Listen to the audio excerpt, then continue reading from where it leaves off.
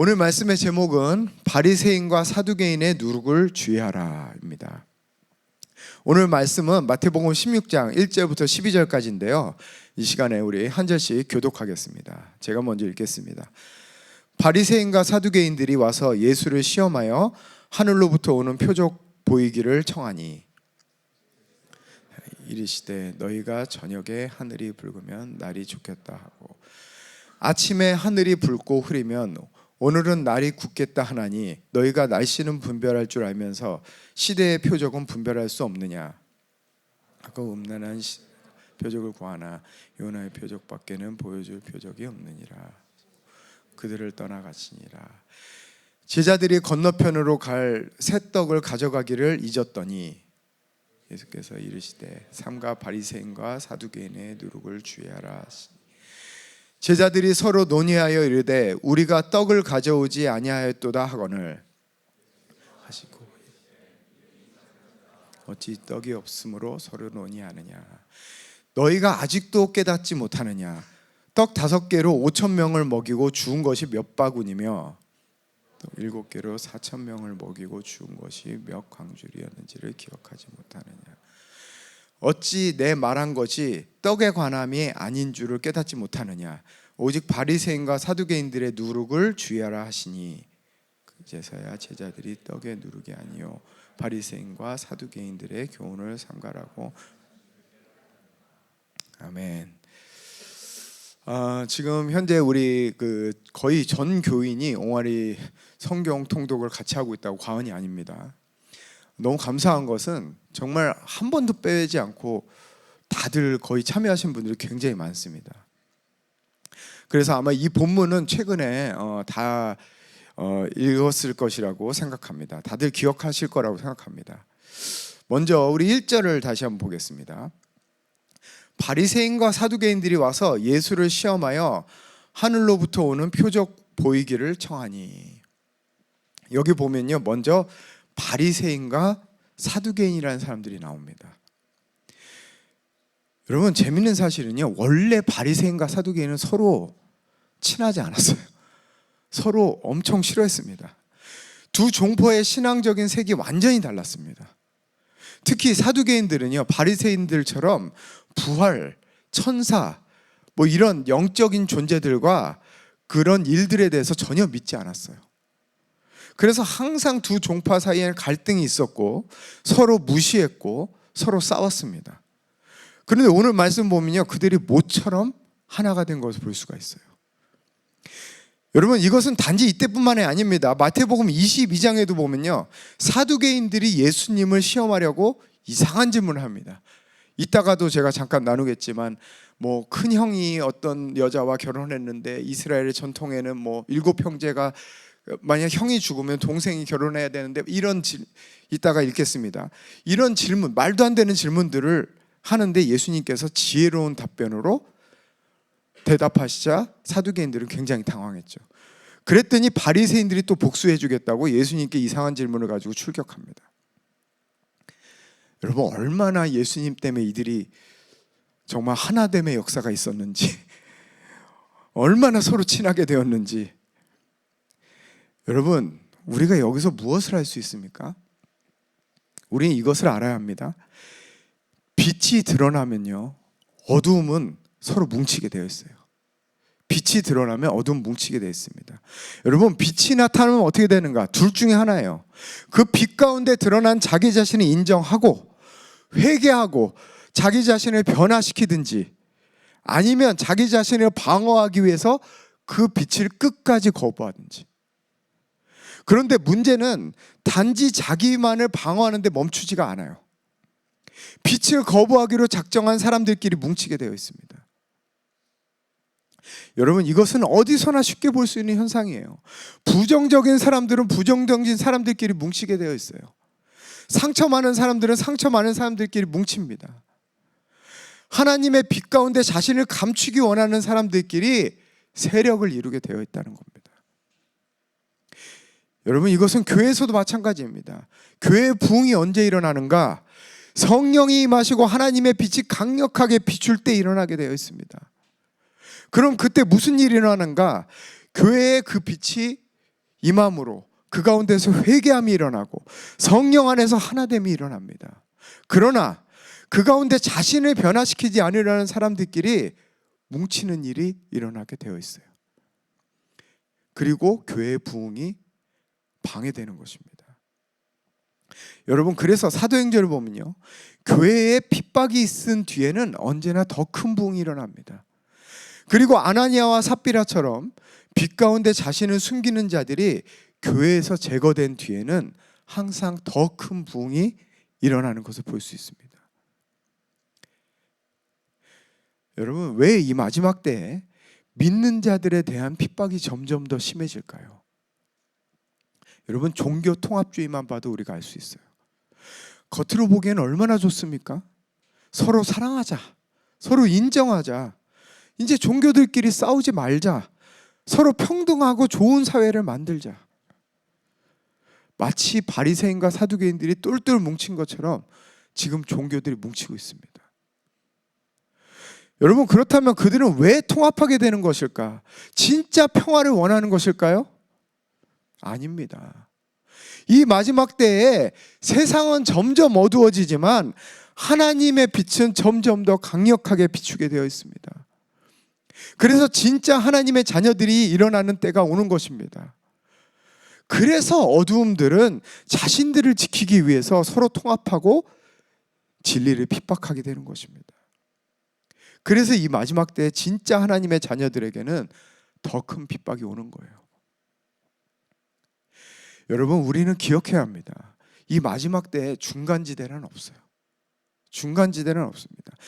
빛 가운데 살지 않으면 어둠 가운데 사는 겁니다. 우리는 둘 중에 하나를 택해야 돼요.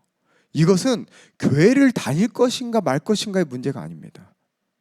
정말 하나님의 빛의 자녀로 살 것인가, 다시 말해서 킹덤 빌더로 살 것인가, 아니면 그냥 세상 사람처럼 살 것인가. 둘 중에 하나밖에 없다는 사실이에요. 여러분, 이 은혜의 때에 은혜의 흐름을 타십시오. 은혜의 흐름을 타십시오. 성령의 바람이 불 때 그 성령의 바람을 타십시오. 빛이 임할 때 자기를 방어하는 일을 멈추시고 자기를 지키려고 하지 마시고 자기를 포기하고 그 변화의 흐름을 타십시오. 이것이 진정한 은혜요 축복입니다. 여러분, 회개는 은혜입니다. 회개는 아무나 할 수 있는 게 아니에요. 회개는 은혜입니다. 자신을 직면하고 자신을 바꾸는 것만큼 더 큰 은혜는 없는 것입니다. 여러분, 에스겔서 47장에 보면 생수의 강이 흐를 때 모든 것이 다 회복되는 역사가 있어요. 이파리가 열리고 열매가 열리고 그 이파리를 먹는 데한 치유가 되고 정말 기쁨의 잔치가 일어납니다. 그런데 거기에서도 끝까지 거부함으로써 소금 땅으로 남는 자가 있다고 말씀하세요. 저는 우리 헤븐리 교회 모든 성도들이 이 성령의 바람, 변화의 바람을 타시기를 축원합니다. 우리 다시 1절 말씀 보면요, 이 바리새인과 사두개인들은 예수님께 무엇을 구했습니까? 예수를 시험하여 하늘로부터 오는 표적을 구했다, 이렇게 말씀하세요. 여러분, 여기서 시험하다라는 단어는요, 입증하다 이런 뜻이에요. 입증하다. 바로 광야에서 사단이 예수님을 시험할 때 나오는 단어와 똑같은 단어입니다. 그렇다면 이 말은 결국 예수님의 신성을 입증해 보라는 말이에요. 그때 예수님께서 그들에게 어떻게 대답하셨을까요? 2절 3절을 보겠습니다. 예수께서 대답하여 이르시되 너희가 저녁에 하늘이 붉으면 날이 좋겠다 하고 아침에 하늘이 붉고 흐리면 오늘은 날이 굳겠다 하나니 너희가 날씨는 분별할 줄 알면서 시대의 표적은 분별할 수 없느냐. 여러분, 이게 무슨 말이에요? 너희는 전조 증상을 보면서 날씨는 잘 분별하지 않느냐. 그런데 지금 이 시대의 표적을 보고도 너희는 분별하지 못하느냐? 이 얘기예요. 한마디로 너희가 보여달라는 그 표적 이미 충분히 보여줬다. 이미 충분히 보여줬다. 근데도 너희는 분별하지 못하고 있다, 이 말입니다. 여러분, 바리새인과 사두개인들이 예수님이 행하신 기적을 못 봤을까요? 예수님은 가는 곳마다 병자를 고치시고 귀신을 쫓으시고 기적을 일으키는데, 여러분, 그들은 어떻게 해서든 예수님에게 꼬투리를 잡아서 예수님을 잡아 넣는 것이 목표이기 때문에 계속 예수님을 따라다녔어요. 계속 예수님을 따라다녔습니다. 그런데 지금 예수님께 또 다른 표적을 보여달라고 얘기하는 겁니다. 그때 예수님이 뭐라고 말씀하셨을까요? 4절 말씀을 같이 보겠습니다. 악하고 음란한 세대가 표적을 구하나 요나의 표적밖에는 보여줄 표적이 없느니라. 여러분, 이 말씀을 더 잘 이해하기 위해서는 마태복음 12장 40절을 같이 봐야 합니다. 우리 이 시간에 마태복음 12장 40절 한 목소리 읽어보겠습니다. 시작. 요나가 밤낮 사흘 동안 큰 물고기 뱃속에 있었던 것 같이 인자도 밤낮 사흘 동안 땅속에 있으리라. 이 말씀 보면요, 예수님 말씀하시는 요나의 표적은 결국 뭡니까? 바로 예수님의 십자가와 부활을 말씀하시는 겁니다. 예수님이 십자가에서 죽으시고 사흘 만에 부활하셨잖아요. 그렇죠? 즉 예수님은 지금 바리새인과 사두개인들에게 이렇게 말씀하시는 거예요. 십자가와 부활 말고는 너에게 보여줄 것이 없다. 이렇게 말씀하시는 겁니다. 여러분, 표적은요, 보는 겁니다. 표적은 보는 거예요. 그러나 십자가와 부활은 내가 체험하는 거예요. 여러분, 이 말이 무슨 말인지 이해하시겠습니까? 사두개인과 바리새인들이 구했던 그 표적은 내가 보는 거예요. 내가 보는 겁니다. 그리고 자신이 판단하는 겁니다. 이걸 받아들일지 말 것인지. 지금 이 사람들은 더 큰 표적을 본다고 해서 변화될까요? 변화되지 않습니다, 여러분. 왜냐하면 표적은 자신 안에서 체험되는 일이 아니기 때문이에요. 자신 안에서 일어나는 일이 아니기 때문입니다. 그러나 예수 그리스도의 십자가와 부활은 내가 보는 게 아닙니다. 내가 보는 게 아니에요. 예수 그리스도의 십자가와 부활은 우리가 같이 체험하는 거예요. 같이 체험하는 겁니다. 우리가 예수 그리스도와 함께 죽는 것을 경험하고 새로운 생명으로 거듭나는 것을 경험하는 것입니다. 즉 우리 안에서 실제로 일어나는 영적인 사건인 것입니다. 여러분, 오늘날 너무나 많은 사람들이 자신의 밖에서 일어나는 것을 추구하고 보면서 신앙생활해요. 즉 표적을 보면서 신앙생활한다는 겁니다. 정작 자신이 새롭게 되고 죽고 예수 그리스도의 십자가 부활을 체험하지는 않는 거예요. 여러분, 매일 유튜브 보면서 이 선교사, 저 선교사는 어떻게 얘기했나? 이 목사는 어떻게 얘기하는지, 새로운 설교는 어떻게 하는지, 새로운 것들에 듣고 새로운 설교를 듣고 새로운 무브먼트에 대한 관심은 많지만 정작 자신을 포기하고 자신을 바꾸는 데는 관심이 없다는 겁니다. 관심이 없다는 거예요. 계속 밖에서 일어나는 하나님에 대한 정보만을 듣고 신앙생활을 하는 겁니다. 그리고 그런 토픽에 대해서 자신이 고민하고 질문하고 새로운 것을 알아가면 자신이 바뀌었다고 착각해요. 그렇지 않습니다. 그렇지 않습니다. 그건 지적 유의지, 지적 유의로는 하나님의 자녀가 될 수 없는 거예요. 하나님의 자녀로 살 수 없는 것입니다. 여러분, 사람들은 점점 하나님에 대해서 알기는 원하지 하나님을 만나긴 싫어해요. 하나님을 만나기 싫어요. 왜냐하면 하나님을 만나려면 예수 그리스도의 십자가와 부활을 통과해야 되거든요. 예수의 십자가와 부활은요, 불편한 겁니다. 불편한 거예요. 가기 싫은 거예요. 가기 싫은 겁니다. 힘든 거예요. 왜냐하면 자기가 죽는 곳이기 때문이에요. 자기의 신념, 자기의 자존심, 남이 나를 어떻게 생각하는지, 다른 사람의 눈, 자신의 판단, 모든 것을 포기하고 바꿔야 되는 곳이기 때문입니다. 아까 말씀드렸던 것처럼 하나님의 빛 가운데 자신의 바닥을 봐야 하고 회개함으로써 자신을 바꿔야 하는 곳이기 때문입니다. 여러분, 그래서요, 교육, 세미나 가만히 앉아서 새로운 지식을 듣고 끄덕거리는 그런 프로그램 사람들이 몰립니다. 그런데 정말 하나님의 임재 가운데서 통회하고 기도하고 회개하는 자리는 안 가요. 안 갑니다. 힘든 거예요. 나를 바꾸든지 아니면 그 자리를 회피해야 되는지 둘 중에 하나를 해야 하기 때문에. 여러분 더 이상 여기저기 기웃거리지 마십시오.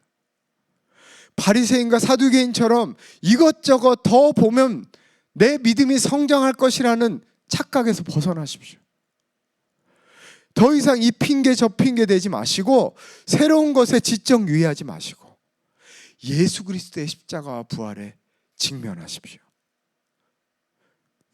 그리고 거기서 자신의 죽음을 경험해야 합니다. 여러분, 우리가 진짜 죽었을 때 오는 그 자유함과 기쁨, 그것은 세상이 줄 수 없는 것이에요.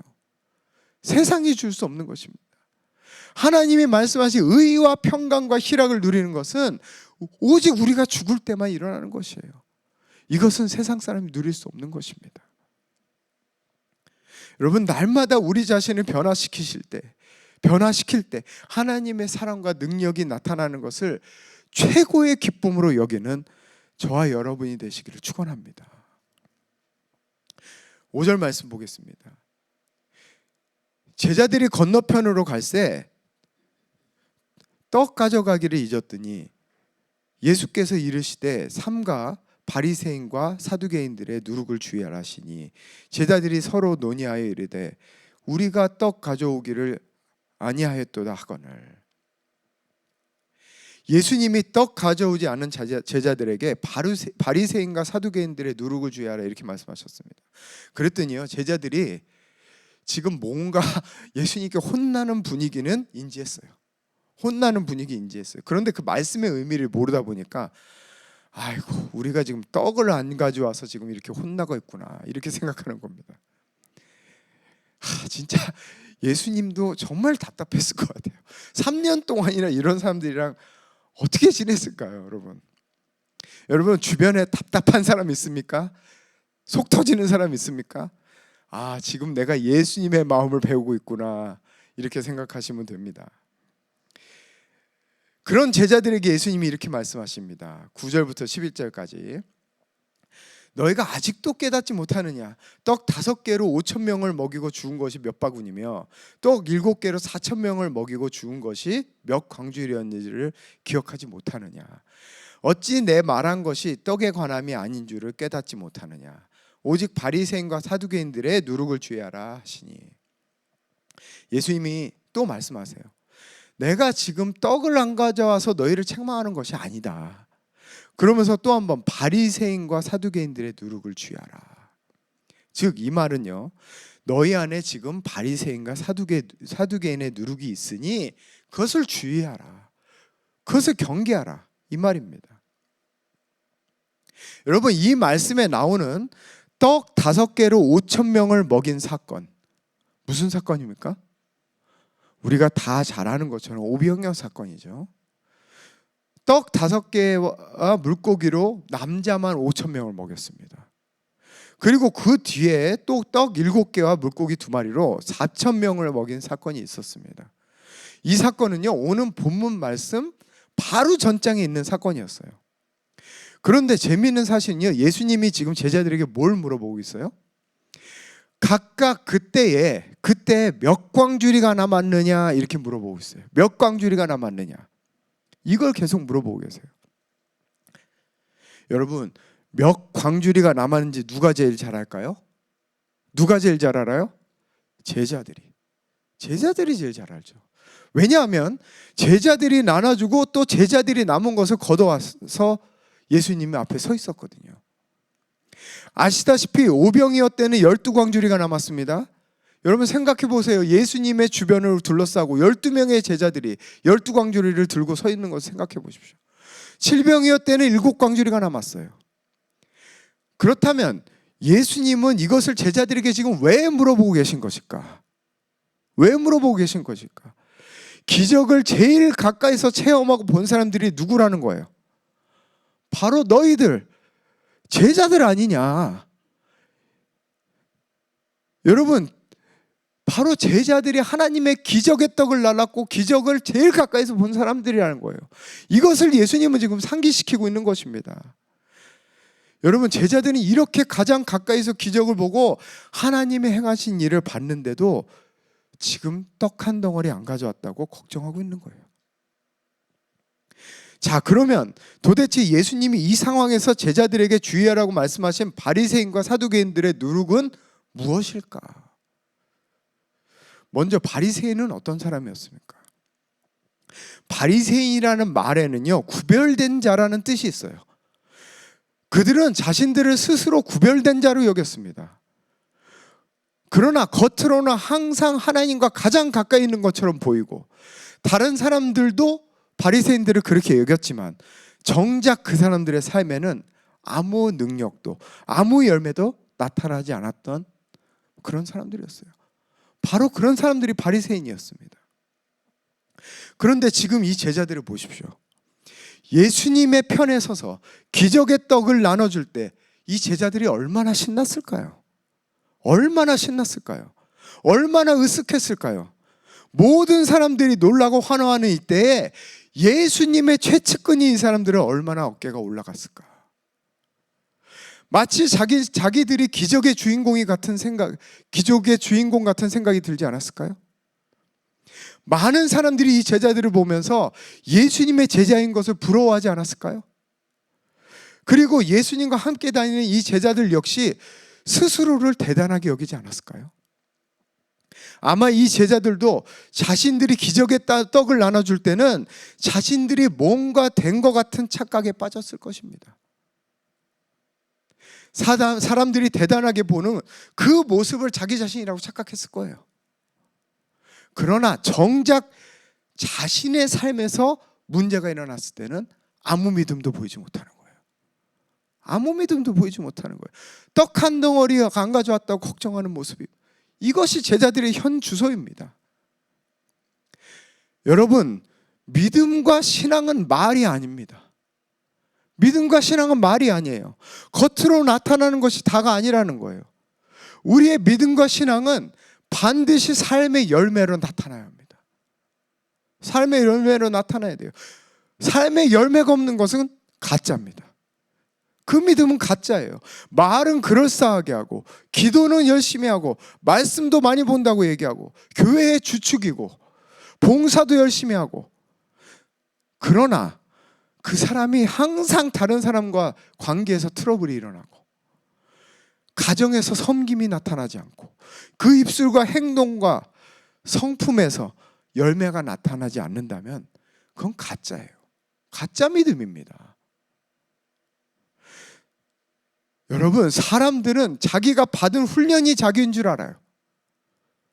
내가 무슨 스쿨도 했고, 어디 가서 무슨 체험도 했고, 뭐도 했고, 사람들은요, 자기가 오래 믿었던 그 세월을 자기인 줄 알아요. 내가 믿음 생활 몇 년 했다. 자기가 만나는 사람이 자기인 줄 알아요. 나 누구랑 친해? 어떤 목사님이랑 친해?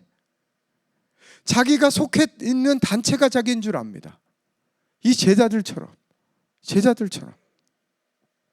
영적 리더랑 자기가 가까우면 자기가 그 수인 줄 알고 착각해요. 그러나 정말 자신의 삶에서 열매가 있느냐는 거예요. 성김이 있느냐는 거예요. 용서가 있느냐는 거예요. 사랑이 있느냐는 겁니다. 이것이 예수님이 말씀하신 바리새인들의 누룩인 거예요. 여러분, 아시다시피 저희 부모님은 선교사셨습니다. 저희 어머니가 중국에 가서 1년 동안 지내신 뒤에 제가 다시 중국에 가서 어머니를 뵀을 때 그런 얘기를 하시더라고요. 나도 대형교회에서, 정말 대형교회에서 계셨어요. 정말 말씀드리면 다 아는 교회에서 신앙생활 하셨습니다.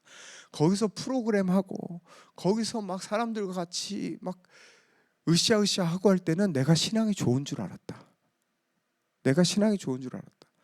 그런데 이 중국 땅에 와서 하나님과 독대하다 보니까 진짜 내 모습을 보게 됐다. 이런 말씀하시더라고요. 이번 킹덤 빌더 스쿨 때 어떤 분이 저한테 오셔서 그런 얘기를 하더라고요. 어떻게 한 단체에서 그렇게 오랫동안 찬양 기도를 할 수 있냐고 그렇게 물어보시더라고요. 10년 전 영상에도 제가 있고 지금도 제가 있어요. 여러분, 저는 아무래도 항상 장로님 옆에서 찬양 인도하던 모습을 사람들이 하도 많이 보다 보니까 저를 대단하게 생각하는 사람들이 은근히 많이 있습니다. 여러분들은 저를 무시하지만 사람들은 은근히 저를 대단하게 생각하고 있습니다. 전에 기도 사역할 때 자기들끼리 이렇게 하는 얘기인데 이런 말을 제가 은근히 들은 적이 있어요. 듣기 싫었는데, 야, 이왕이면 여기까지 왔는데 영빨 센 사람한테 기도받고 가자. 그러면서 제가 서 있는 줄에 딱 서 있더라고요. 그럴 때마다 저는 생각합니다. 내가 정말 그런 사람인가? 제가 정말 그런 사람인가? 내 삶에는 진짜 열매가 있느냐? 여러분, 저도 인간인지라 사람이 기대하는 모습이 저라고 착각할 때가 가끔 있습니다. 가끔 있어요. 그러나 그것은 제 모습이 아니죠. 그것은 제 모습이 아니죠. 진짜 하나님 앞에 1대1로 섰을 때, 독대할 때가 제 모습입니다. 아무도 보지 않을 때 나의 삶 가운데 열매, 나의 삶 가운데 있는 열매가 내 모습인 거예요. 오늘 여러분 안에 바리새인의 누룩은 없는가를 한번 잘 살펴보시기를 바랍니다. 자, 그럼 사두개인의 누룩은 무엇인가? 우리 이 시간에 마태복음 22장 23절부터 29절까지 이 말씀 보면 잘 알 수 있습니다. 우리 한번 교독해 보겠습니다. 부활이 없다 하는 사두개인들이 그날 예수께 와서 물어 이르되, 선생님이여, 모세가 일렀을 때 사람이 만일 자식이 없이 죽으면 그 동생이 그 아내에게 장가들어. 우리 중에 칠형제가 있었는데 마지가 장가들었다가 죽어 상속자가 없으므로 그 아내를 그 동생에게 물려주고 둘째가 셋째로 일곱째까지 그렇게 하다가 최후에 그 여자도 죽었나이다. 그런즉 그들이 다 그를 취하여 아내가 되리이까. 예수께서 대답하여 이르시되 너희가 성경도 하나님의 능력도 알지 못하는 거로 오해하였도다. 여러분, 아까 말씀드린 대로 사두개인들은요 부활을 믿지 않았습니다.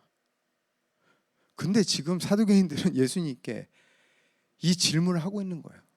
여러분, 이 질문 진짜 이게 질문입니까? 진짜 여러분, 이거는 결코 정말 부활에 대해서 알고 싶어서 한 질문이 아니에요. 애초에 믿지를 않아요, 이 사람들은.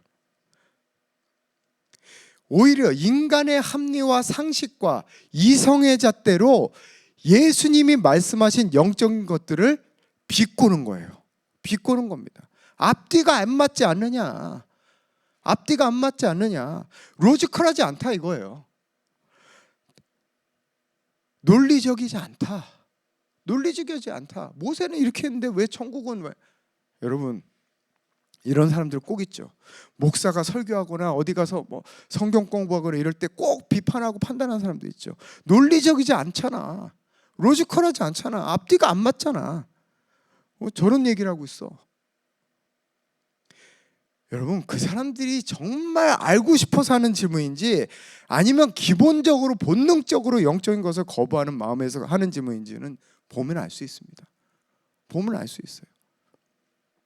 지금 사두개인들이 바로 그런 거예요. 사두개인들이.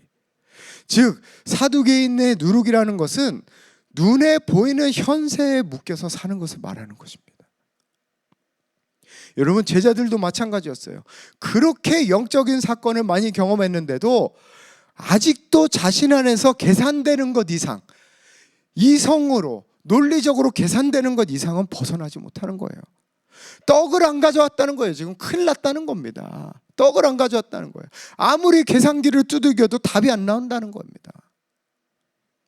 예수님이 바로 옆에 계시는데도 불구하고, 예수님이 바로 옆에 계시는데도 불구하고, 즉 예수님을 배제한 생각으로 살아가는 것이 사두개인의 누룩인 것이에요. 여러분 삶은 어떻습니까? 여러분 삶에는 하나님이 계십니까? 여러분의 재정에는 하나님이 개입하실 여지가 있습니까? 아니면 여전히 여러분이 두드린 계산기 안에서 갇혀 사십니까? 여러분 관계에는 하나님이 개입하실 여지가 있습니까? 아니면 여전히 그 관계 가운데 하나님은 온데간데 없고 여러분의 감정만을, 여러분의 스타일만을 고집하는 건 아닙니까? 여러분, 우리의 삶의 모든 것은 하나님 것입니다. 삶의 모든 영역은 하나님 것이에요. 그렇다면 하나님이 개입하셔야 합니다. 하나님의 개입하심이 나타나야 돼요. 우리의 이성과 논리적으로 계산기를 두드리는 이상의 하나님의 나타나심이 있어야 하는 것입니다. 그런 인간이 할 수 없는 열매들이 우리 안에 반드시 맺혀야 하는 것입니다. 오늘 말씀 맺겠습니다. 우리 안에 있는 바리새인과 사두개인의 누룩을 제거해야 합니다. 여러분, 진짜 자신을 볼 수 있어야 합니다. 내 삶에 열매가 있는가? 진짜 우리는 돌아봐야 합니다. 여러분, 인간적인 합리성과 논리성에 빠지지 마시고 삶의 모든 영역에서 하나님의 개입하심이 나타나는 저와 여러분이 되시길 축원합니다. 이 마지막 때에 세상은 점점 어두워지고 정말 칠흑 같은 어둠이 덮을 것이지만 하나님의 자녀는 점점 더 빛날 것입니다. 저는 이 마지막 때에 헤븐리 교회 모든 성도들이 빛의 자녀로서 킹덤 빌더의 부흥에 참여하게 되시기를 예수 그리스도의 이름으로 축원합니다. 우리 시간에 같이 기도하겠습니다.